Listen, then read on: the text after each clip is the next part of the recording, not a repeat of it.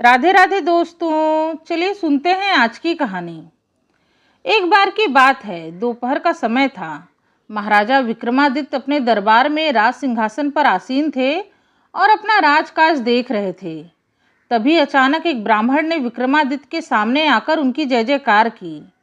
विक्रमादित्य ने ब्राह्मण को प्रणाम करते हुए कहा, क्या बात है ब्राह्मण देवता, आप मेरी जय जयकार क्यों कर रहे हैं? ब्राह्मण ने विक्रमादित्य को आशीर्वाद देते हुए कहा, महाराज, आप एक प्रतापी पुरुष हैं। मैं चाहता हूं कि आपका प्रताप और अधिक फैले।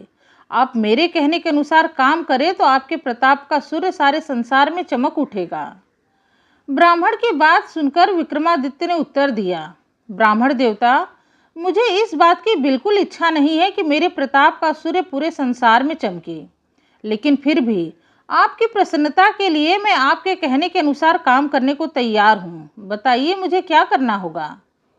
ब्राह्मण ने कहा, महाराज, आप तुला लग्न में एक सुंदर और भव्य महल बनवाकर उसमें रहें।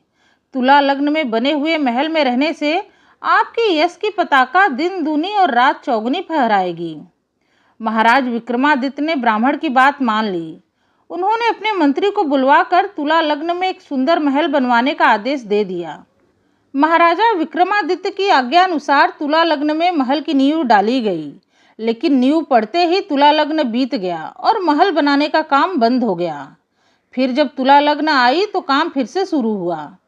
इसी तरह तुला लग्न आने पर काम होता और तुला लग्न बीत जाने पर काम बंद हो जाता।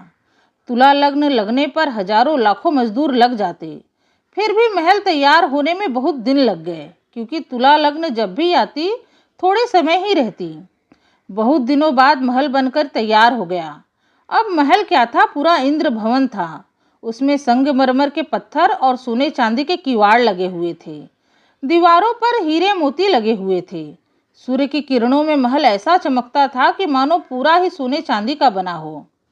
महल बनने पर मंत्री ने महाराजा विक्रमादित्य से निवेदन किया, महाराज, महल बनकर तैयार हो गया है, अब आप उसमें रहना आरंभ करें। महाराज विक्रमादित्य एक शुभ मुहूर्त में रहने के लिए अपने महल के भीतर गए। उस समय उनके साथ उनका ब्राह्मण पुरोहित भी था।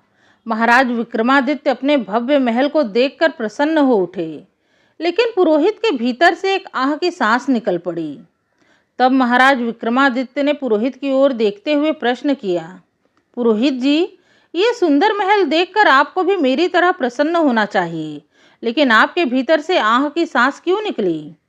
तब पुरोहित ने हाथ जोड़कर निवेदन किया, महाराज, आप और हम दोनों ही मनुष्य हैं, पर एक आपका भाग्य है जो आप इतने सुंदर महल में रहेंगे, और एक मेरा भाग्य है जो मुझे एक टूटी खाट पर सोना पड़ता है।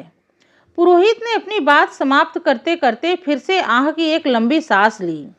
अब महाराज विक्रमादित्य मन ही मन कुछ सोचने लगे। कुछ देर बाद उन्होंने शीघ्र गंगा जल और तुलसी दल लाने की आज्ञा दी। महाराज विक्रमादित्य ने हाथ में गंगा जल और तुलसी दल लेकर कहा, पुरोहित जी, आप दुखी न हो, मैं यह सुंदर महल आपको दान कर रहा हूँ। आज से यह महल आपका है। फिर महाराज विक्रमादित्य ने गंगा जल और तुलसी दल पुरोहित के हाथ में दे दिया। अब तो पुरोहित की प्रसन्नता का कोई ठिकाना न रहा। वह अपनी पत्नी और बाल बच्चों के साथ महल में रहने के लिए आ गया। पुरोहित की महल में पहले दिन की रात थी। पुरोहित महल में सोने के पलंग पर गहरी नींद में सो रहा था कि तभी अचानक से लक्ष्मी माता ने प्रकट होकर उसे आवाज दी, हे पुरोहित, तुम तुला लग्न में बने इस महल के मालिक हो। मैं तुम पर बहुत प्रसन्न हूँ। बताओ मैं तुम्हारे लिए क्या करूँ? अचानक से पुरोहित की नींद खुल गई और उसने देखा कि उसके सामने एक बूढ़ी स्त्री खड़ी है। लक्ष्मी माता ही बूढ़ी स्त्री के वेश में थी। लक्ष्मी माता को देखकर पुरोहित डर गया और उसने अपनी मखमली चादर से अपना मुंह छिपा लिया। ये देखकर लक्ष्मी माता चली गई। 2-3 घंटे बाद लक्ष्मी माता फिर आई। उन्होंने कहा, पुरोहित देवता, मैं तुमसे बहुत प्रसन्न हूँ। बताओ मैं तुम्हारे लिए क्या करूँ? पुरोहित ने लक्ष्मी माता को देखा। उनका वृद्ध शरीर था, सिर पर पके पके बाल थे, मुंह के दांत टूट गए थे। वो लक्ष्मी माता होने पर भी डरावनी लग रही थी। पुरोहित के तो जैसे प्राण ही निकल गए। उसकी घिग्गी बंध गई। वो ऊँगू ऊँगू करने लगा। लक्ष्मी माता फिर चली गई। किसी तरह रात बीती। सवेरा होते ही पुरोहित जी महाराज विक्रमादित्य की सेवा में उपस्थित हुआ। फिर पुरोहित ने हाथ जोड़कर विक्रमादित्य से कहा, महाराज, अब हम उस महल में नहीं रहेंगे। मैं अपनी प्रसन्नता से आपके दान को आपको लौटा रहा हूँ। महाराज विक्रमादित्य को बड़ा आश्चर्य हुआ। उन्होंने बड़े आश्चर्य के साथ पूछा, आखिर क्यों पुरोहित जी, आप इतने सुंदर महल में क्यों नहीं रहेंगे? पुरोहित ने फिर से हाथ जोड़कर निवेदन किया, महाराज, उस महल में भूत रहते हैं, हम उस महल में नहीं रहेंगे। कृपया करके आप अपना दान वापस ले लें। पुरोहित के महल लौटाने के कारण को सुनकर विक्रमादित्य मुस्कुरा उठे।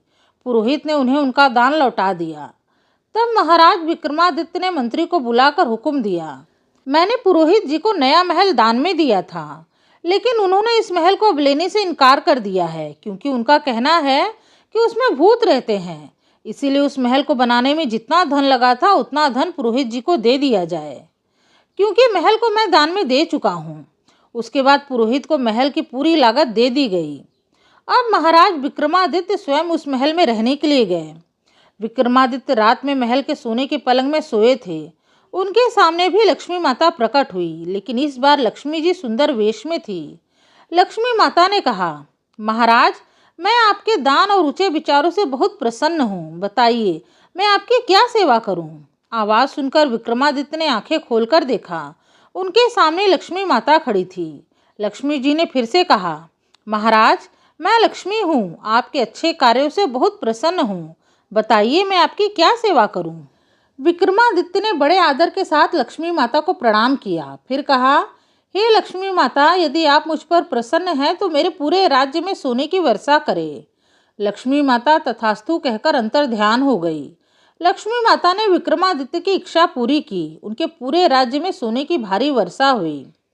तब राज्य के बड़े बड़े कर्मचारी मंत्री दौड़े दौड़े महाराज विक्रमादित्य की सेवा में उपस्थित हुए और उन्होंने विक्रमादित्य को खबर सुनाई, महाराज, अद्भुत आश्चर्य हुआ है, पूरे राज्य में चारों ओर सोने की वर्षा हो रही है। उनकी बात सुनकर महाराज विक्रमादित्य ने बड़े शांत भाव से उत्तर दिया, मंत्री जी, राज्य के चारों ओर ढिंढोरा पिटवा दीजिए कि जिसकी सीमा में जितना सोना बरसे वो उसे ले ले और कोई किसी दूसरे का सोना न ले। तुरंत ही विक्रमादित्य की आज्ञा का पालन हुआ। ढिंढोरा पीट कर सारे राज्य की जनता को उनका आदेश सुना दिया गया। राज्य की जनता हर्ष में डूब गई और सभी लोग अपनी अपनी सीमा में बरसे सोने को बटोरने लगे। सोने को पाकर राज्य के सभी लोग सुख से जीवन बिताने लगे और महाराज विक्रमादित्य को भी खूब आशीर्वाद देने लगे। लेकिन विक्रमादित्य को तो यश, वरदान और आशीर्वाद से कोई मतलब नहीं था। उन्हें बस मतलब था तो प्रजा की भलाई और परोपकार से। विक्रमादित्य को जितना प्रजा की भलाई और परोपकार से सुख मिलता था, उतना सुख उन्हें यश, वरदान और अपने गुणगान से नहीं मिलता था। तो दोस्तों, आपने सुनी महाराज विक्रमादित्य की कहानी तुला लग्न का महल। उम्मीद है आपको कहानी पसंद आई होगी। कहानी पसंद आई है तो प्लीज़ वीडियो को लाइक करके इस चैनल को सब्सक्राइब करना बिल्कुल न भूलें। आपसे मिलूंगी अपने अगले वीडियो में एक नई कथा कहानी के साथ। तब तक के लिए राधे राधे, धन्यवाद।